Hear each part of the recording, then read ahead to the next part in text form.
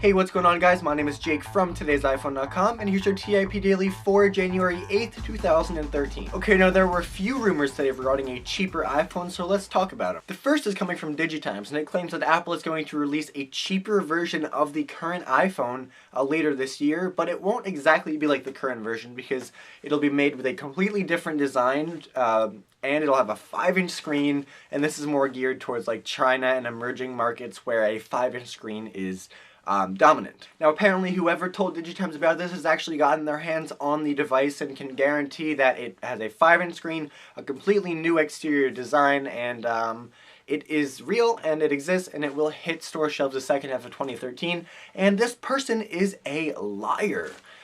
Apple just gave us a 4-inch screen. They're not going to put a more expensive screen on a cheaper iPhone. First of all, these cheap iPhone rumors have been around forever, and so far they've never panned out. The cheap iPhone that Apple sells and will continue to sell is the older generations of the iPhone compared to the newer one. You know, whenever a new iPhone comes out, that model is the most expensive, and then the previous versions are bumped down in price, so now the iPhone 4S is available for $99 on contract. The iPhone 4 is free on contract.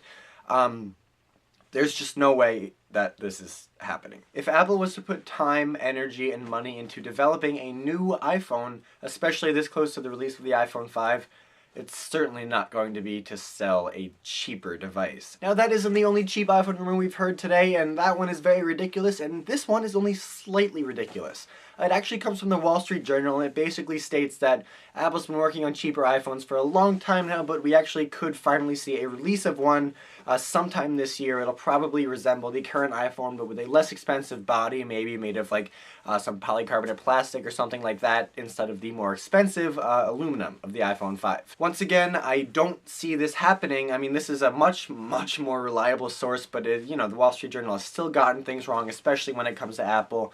And my list of reasons for why, see 30 seconds ago. Okay, and finally, we talked about an iPhone 5 mod accessory yesterday, but I just want to point out another one today. It's not so much an accessory for the iPhone 5 as a modification of the iPhone 5. A completely revamp of the body of the device to make it translucent. It comes in a bunch of different colors or just plain clear. It replaces everything except the front of the device, and then you can see into it. So if you were ever, you know, on a phone call or sending an iMessage and you happen to be like, well, gee, I wonder what my iPhone's battery looks like, you're in luck. But for the rest of us, this is hideous. It's really ugly.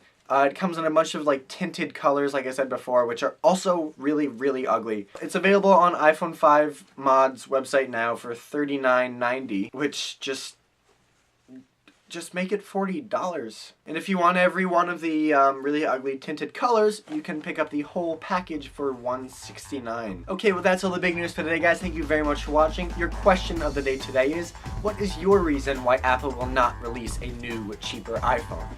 Do you agree with my reasons? Do you have your own? These can be as crazy as you want. Tim Cook is allergic to things that cost less than $200.